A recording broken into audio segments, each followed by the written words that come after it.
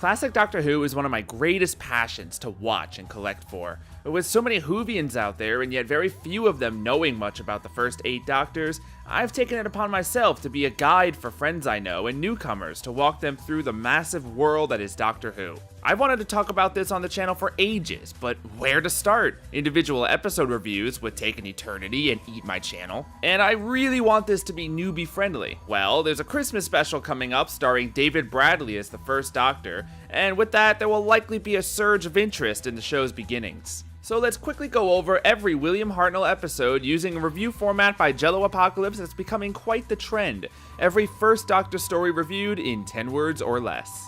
Now before we get started, there are a few very important things to go over about Classic Who. The show started in 1963 starring William Hartnell as the Doctor. There was no first yet.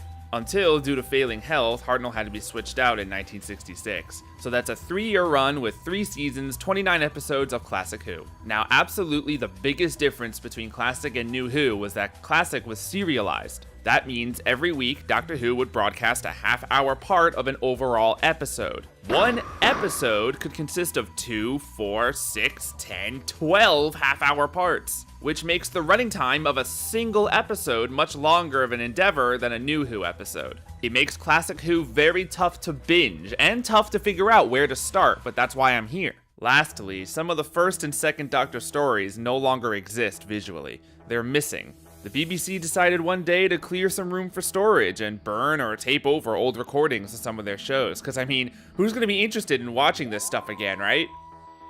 Thankfully, all audio for these episodes exist, so they can be experienced in either official BBC animations, photo reconstructions by Loose Cannon, or sometimes an amazing fan who creates reconstructions better than anything else available. How this will work is I will rate every single full episode from 1 to 10. I will list how many parts each episode is, if they are missing or not, and what companions are present in that story. I apologize for all that setup, but now that it's out of the way, let's get started. Every first Doctor episode reviewed in 10 words or less. It's the Ian and Barbara Show, featuring some Doctor. Go crazy. Daleks probably won't show up again. Trust exercises in the Twilight Zone would be hailed as a historical classic if it existed. Fetch quest for rubber aliens makes you wonder why we're here. Incredible take on rewriting history and the morality of sacrifices. Tense space thriller turned political snooze fest in the second half. Hartnell steals every scene he gets to play dress up. One day, I shall come back. Set design, A+. Barbara's baffling decision-making, F. Devastated Earth, departure of Susan, timeless speech by the Doctor. Quick murder mystery to meet our new companion. Doctor Who proves it can do comedy just as strong. Tries to be epic, actors trip, loud screeches, and Vaseline? Classy Shakespearean drama. And that's Sir Ian Chesterton to you. Rebels versus villains, except neither are motivated to fight each other. Legendary duo departs, leaving a legacy for all companions forward. First instance of another Time Lord, and he is super shifty. Our destiny is in the sky.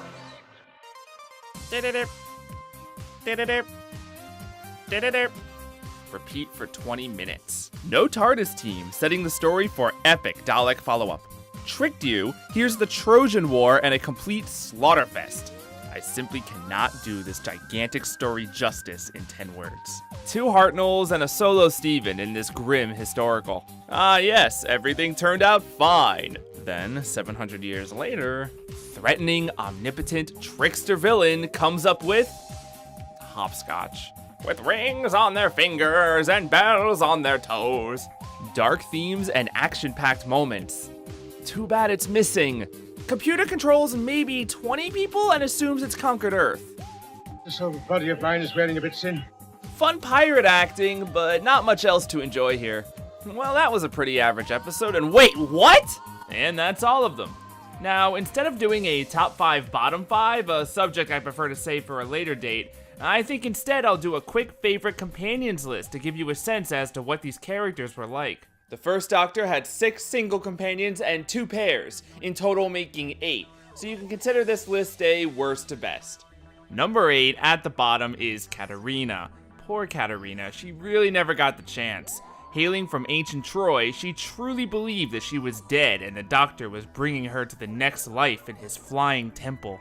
This caused the writers to decide that she was just too naive, and she was killed barely a story later, being flung out of an airlock into space. Between her short tenure, much of it being missing, and her lack of understanding, it was tough for Katarina to leave any kind of impression. Number 7 is Dodo Chaplet.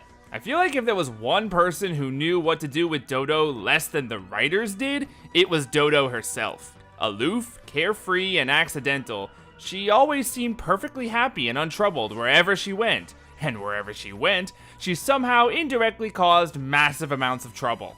There was some charm to her though. Dodo is one of the few companions who would say hi to a human or alien in the exact same way. She stumbled into the TARDIS thinking it was a real police box. She suddenly and abruptly stumbled out of the TARDIS with nothing but a goodbye note, and you're left with more questions than answers about her. Number 6 is Sarah Kingdom. Like Katarina, this is a companion with very little screen time, only appearing in Dalek's Master Plan. But with that story being as long as it is, we actually get more time with her than we did Katarina. As soon as she joined the crew, she was immediately the action hero. How could she not be? She was a space security agent who fights Daleks for a living. The first time we see her, she literally shoots her brother dead, and her death is certainly the most horrific of classic Who companions. I mean, this is 1966, and we're having someone rapidly age to death? Yikes. Sarah Kingdom reeks of wasted potential, which is likely why she has received so much spin-off material. She was just too cool to lose. Number 5 is sadly Susan Foreman, and I wish I could place her higher. As the show's very first companion, granddaughter of the Doctor himself, it's a shame they couldn't explore the character more than they did. I could tell they had ideas. Certain episodes try and dive into her strange tendencies.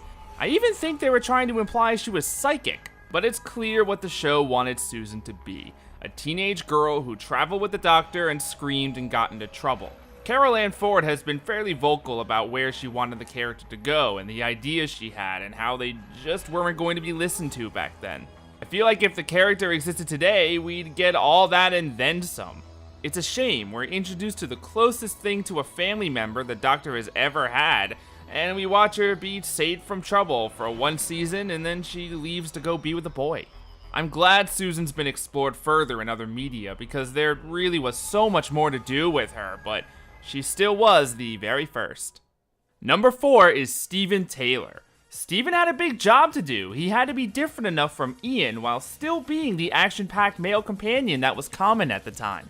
And I mean, just look at that jawline. Steven didn't take any nonsense and might be in the runnings for most amount of punches from a companion. He had a good sense of humor too, considering he was stranded for 2 years before the Doctor found him. Something that's very interesting to me is how Steven grows during his tenure.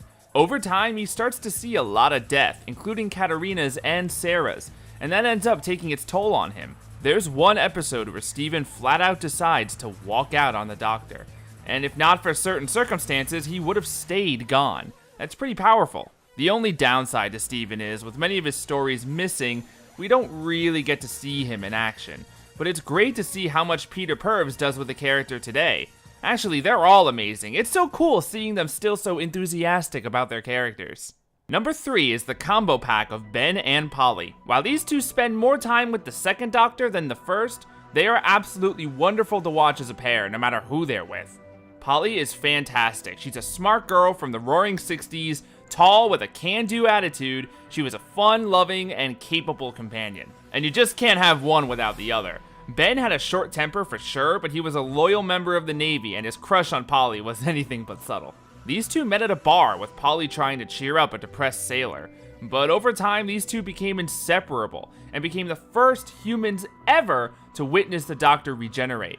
Back when regeneration wasn't even a thing, it's likely thanks to Ben and Polly that audiences didn't panic at the sight of their Doctor changing forever.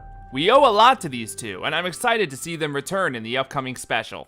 Number 2 is Vicky. There was a time where Vicky was seen as nothing more than a Susan clone, another young girl for the Doctor to call my dear child. But over time, I think people are finally seeing Vicky for what she actually was. Proactive, positive, funny, and a great chemistry with William Hartnell. She was a terrified orphan when we meet her, which is an intense way to meet a companion.